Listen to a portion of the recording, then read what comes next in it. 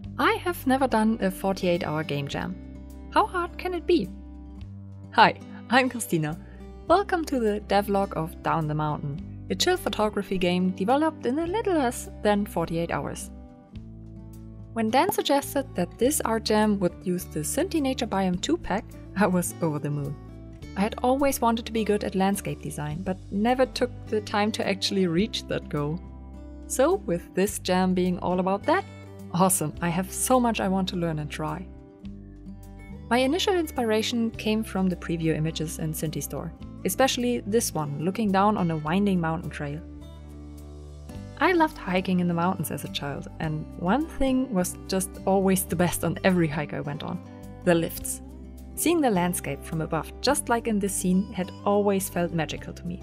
Honestly, I typically roleplayed a witch in these cases.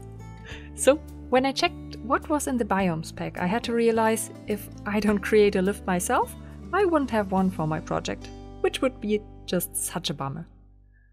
Ignoring the fact that I had no clue as to what to actually do with it, and procrastinating heavily on coming up with an idea for gameplay, I started up Blender and modeled one. 1.5 hours later, I had my finished lift system and was ready to start up Unity and start thinking about how to put it to use. The scariest part of 48-hour jams, at least to me, has always been the thought of having to create everything in that time frame. All art, all scripts. Well, art has already been taken care of, so I had to write some systems next, right? Nope. I started looting my previous projects for systems to use. I've built quite a library of things and systems over the years. Finally, I would be able to combine a few cool ones into a new project. So, what did I get here? A stats and leveling system, audio system, an options menu, some basic UI scripts, a quest system, inventory and crafting system, saving and loading. Yeah, I can work with this. This is gonna be a breeze. Haha, yeah, wishful thinking right there. On my backwards way of getting to a game idea, I got started with the landscape design.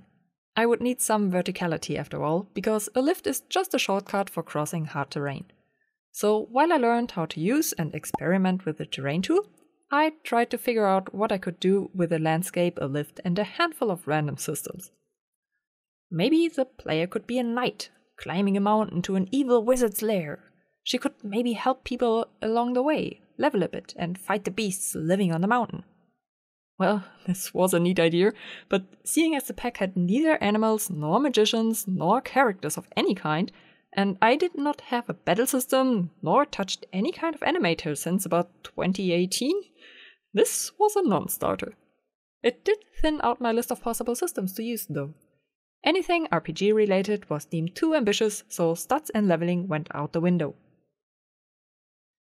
Maybe the player could be a post-delivery person. Ha, quite the demotion from knight, isn't it? Going from farm to farm, handing off packages. Sounded fun, but that would mean the terrain would have to be stupidly massive. Those farms can't all sit together clumped in one area of the mountain after all. There would have to be space to move from A to B to C and back to the post office. So instead of a delivery person, maybe I could be a trader, going from one tiny town to the next, offering my wares. Yeah, that sounded fun. And for the scope of a jam, I could have just 3 little hamlets dotting the landscape. But trading would be happening inside the towns, so walking or taking the lift from one to the next would feel more like this is what you have to do between the fun parts. Whenever I play a trading game or RPG and have to leave the town to get to the next, I'm basically on autopilot. I see there's a forest, but walking is a means to an end, not the focus. But my game's focus was on the landscape. I didn't want the players to just space out when outside of the trading areas. And also I don't yet have a store system I could loot from another project and implement quickly enough. So this was off the table, sadly. By then I realized I was sitting quite comfortably on Scope Creep Mountain. Here I was creating a whole landscape with big height differences and systems and learned how to landscape for a jam game. But hey, I learned that if all jam games have one thing in common, it tends to be the scope creep. Yay, rite of passage! Okay, let's use a different way to think about this. I have a lift. Those only need 2 stations, one on the mountain, one at the bottom.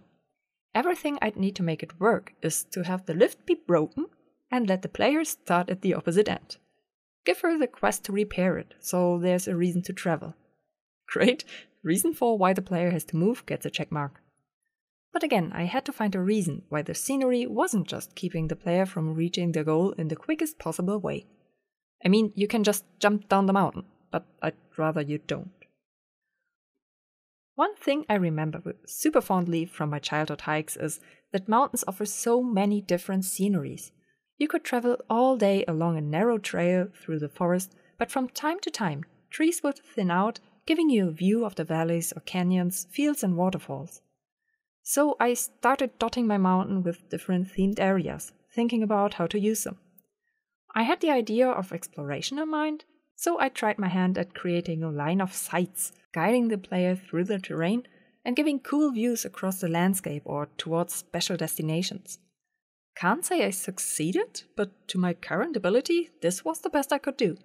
And yes, landscaping took up the vast majority of my development time.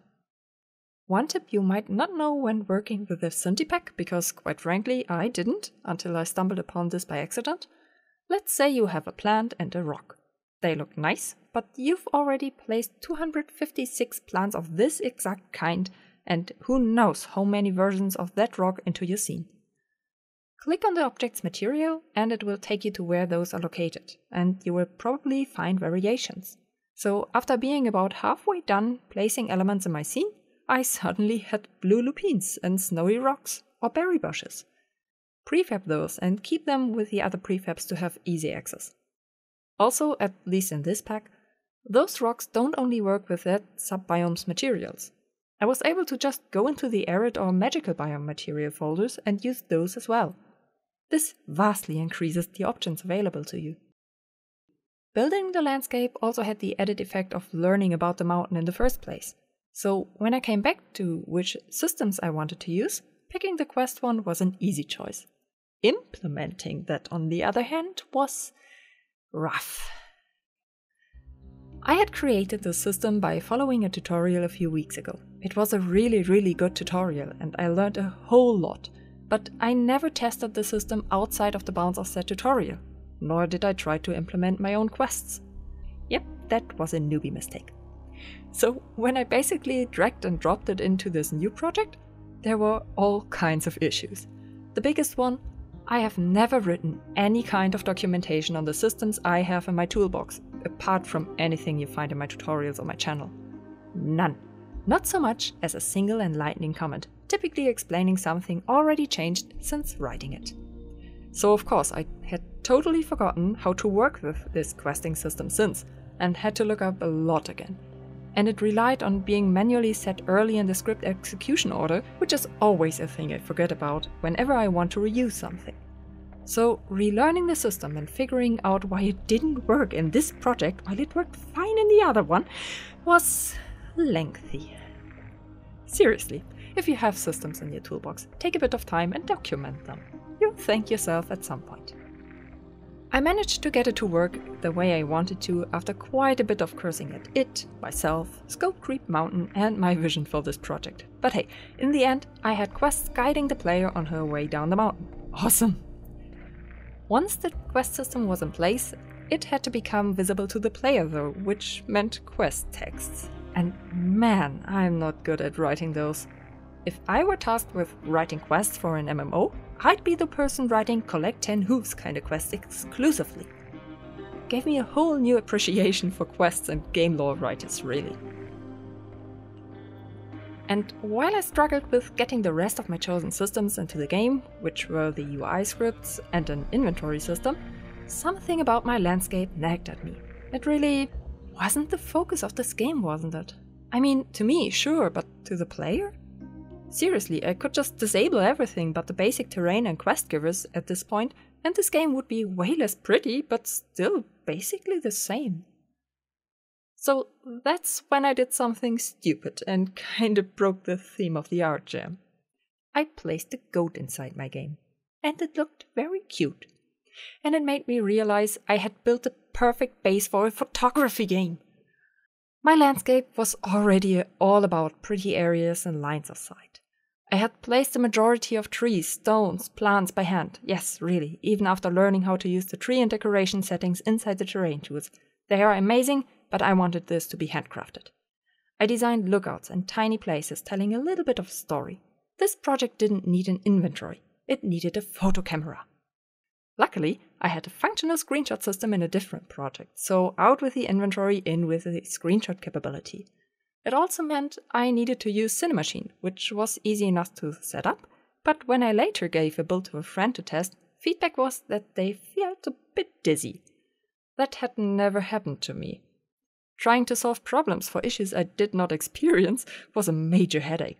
I tried by increasing the field of view on player and photo cameras, hoping that will solve the issue, but honestly I'm not sure I managed to do it. Something still feels off. Well, it turned out I had set my camera during my experimentation phase to physical instead of perspective. So once I set that back, it looked a lot better. And when it comes to code, the biggest surprise was the option system I had grabbed for my current long-term project.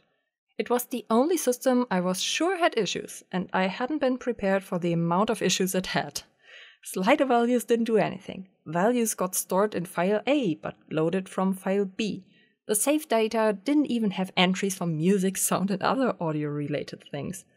I remember staring at this code for hours a few weeks ago, not understanding why it wasn't working. But looking at it here, in a different context, helped me so much in fixing at least most of the issues. Being done with most of the code, I then sprinkled some more animals all across the landscape because I have a hard time stopping myself when I think I have a good idea. Sorry, Dan. Those illustrations aren't by me, by the way. They are by the amazingly talented Erasteia. But in my defense, by adding the animals and once again doing another art pass on those locations, the landscape itself became much more of a main character in this game.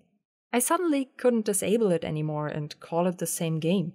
By trying to frame animals just right, the player had to take the scenery itself into account much more.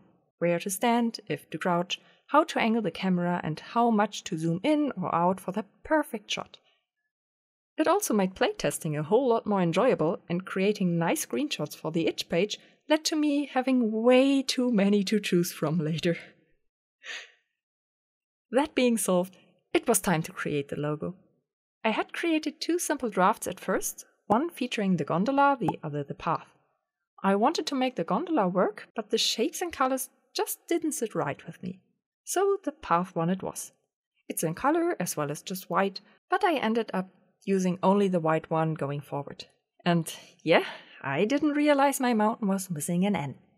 Guess that N isn't load-bearing for the word. At least 6 other people managed to miss it as well. Being nearly done, one thing surprised me massively. This game runs surprisingly fluently. Maybe it's my PC, but I've heard similar feedback from friends. They all have quite good PCs too, though. There are so many objects in view at any point, and the maximum I did for performance was object culling and, sadly, having to get rid of a snowflake effect that would limit FPS to 30 no matter where the player looks. I've been worried about maybe adding too many details to any element I model in Blender due to not knowing or understanding what kind of effect that would have on performance. This actually gave me some hope for my other projects. After completing the development part, I was finally able to test my game from start to finish. Stepping out of the cabin, interacting with villagers, traveling down the mountain, and scouting for the best photos was just plain fun. Despite knowing every inch of the terrain, I enjoyed it a lot. While not all lines of sight worked out as planned, I'm proud of these first attempts. Plus, every photo the player takes gets a small logo of the game added to its lower left corner, which makes it feel strangely more real to me. Oh, and if you click on the photo album, the folder on your hard drive will open, because I didn't manage to figure out how to create an in-game photo album. I'm sorry. That's a corner I had to cut. And lastly, let's start with the gondola from the base. Made me so happy the first time I stepped into it and got the scenic road of all my work. But you really should experience that for yourself. Having amassed a sizable collection of in-game photos of cute animals and landscapes, I created the itch page and realized I didn't add any info on how to move anywhere in the game. Well, it got added to the description then. Another rite of passage, I guess. And since I like to keep lists of things I learned while working on project, this is what the list looks like for this one. These kinds of documentations remind me of how much I learned over the course of a project, even months or years later. Because during development, it's easy to lose sight of gained knowledge and skills. And by that point, I had finished the jam. I could get back to my long-term project, or so I thought. I had sent it off to Dan, I had created a trailer, I was done.